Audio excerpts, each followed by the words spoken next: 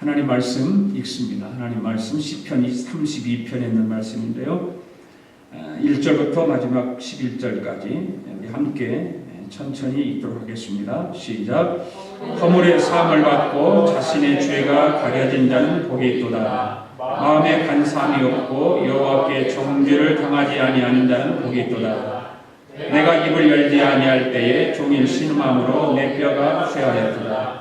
주의 손이 주야로 나를 누르시오니 내 진액이 빠져서 여름 가뭄의 마름같이 되었나이다.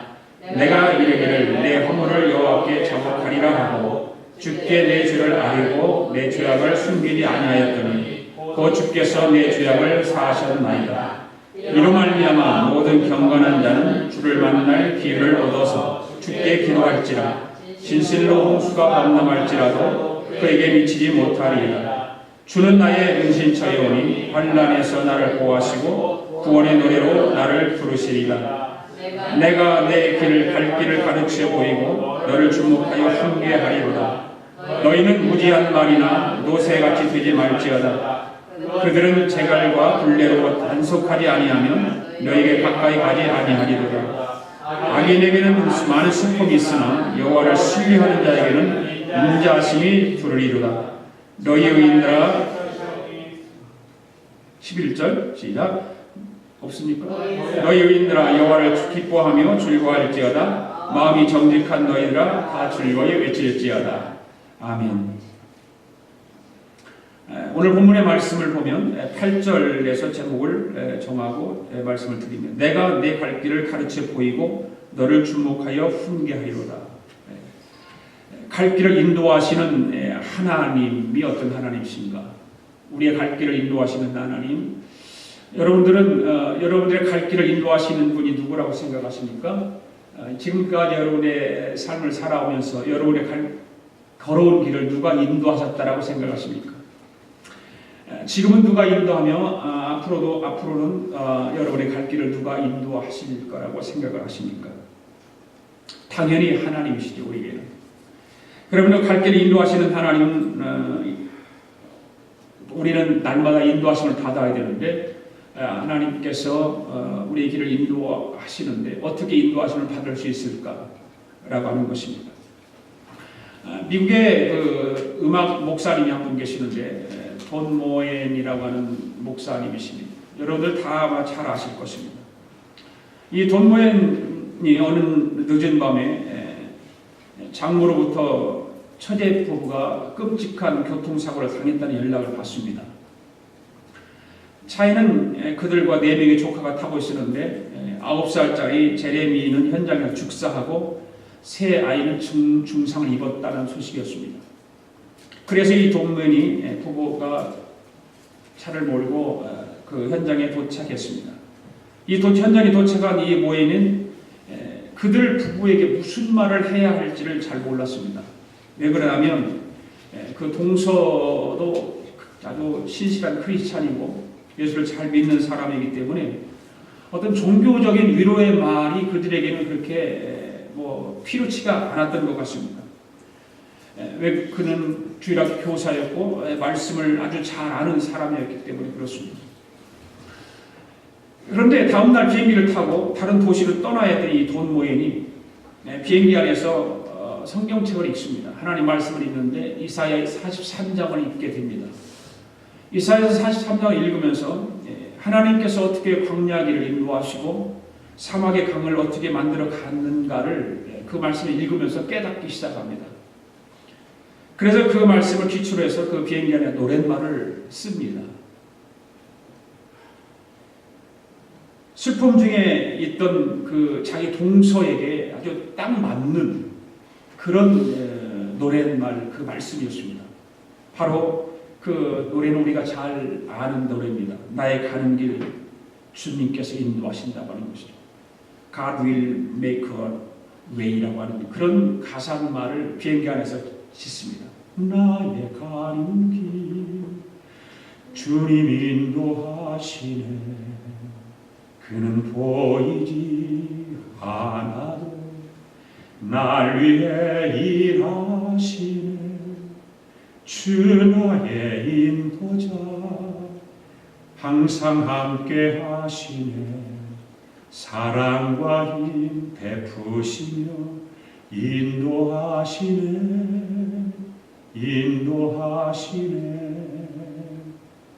그 다음에 노랫말을 했어요. 광야의 길을 만드시고 날 인도해 사막의 강 만드신 것 보라.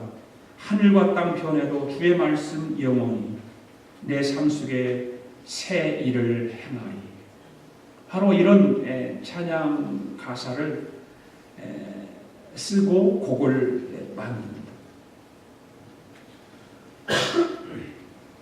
사람들은 견딜 수 없는 어려움을 당했을 때에 하나님이 자신을 잊으셨다고 생각을 하기 쉽습니다. 그렇잖아요. 심한 고통을 겪을 때, 어려움을 당할 때 하나님 나를 잊으셨다, 나를 모른 척 하신다라고 하기가 쉽습니다.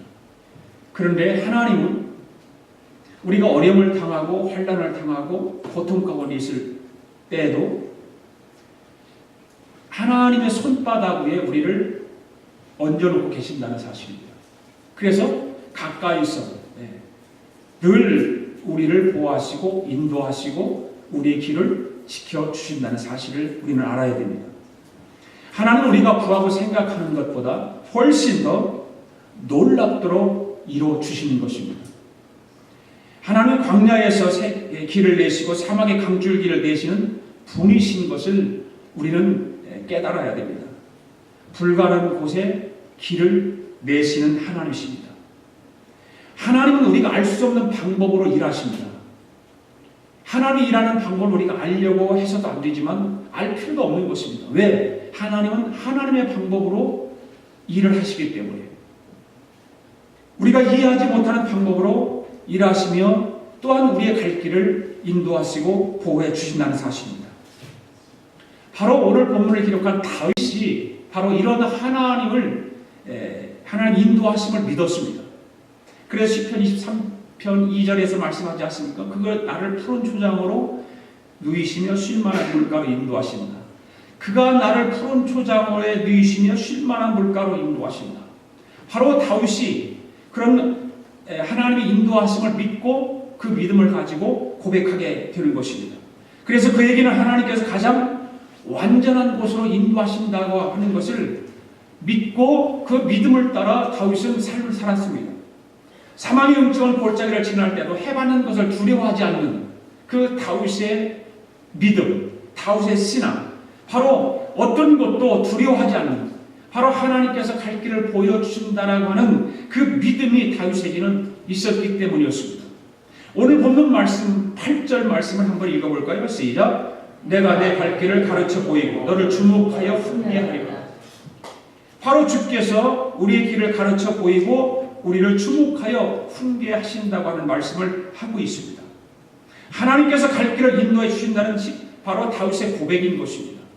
이런 믿음을 가지고 다윗은 생애를 살아갔고 바로 그 생애를 통해서 하나님의 영광을 드러냈을 뿐만 아니라 그 믿음을 가지고 살아니까 하나님께서 그 다윗을 통해서 큰 일을 이루게 하셨던 것입니다.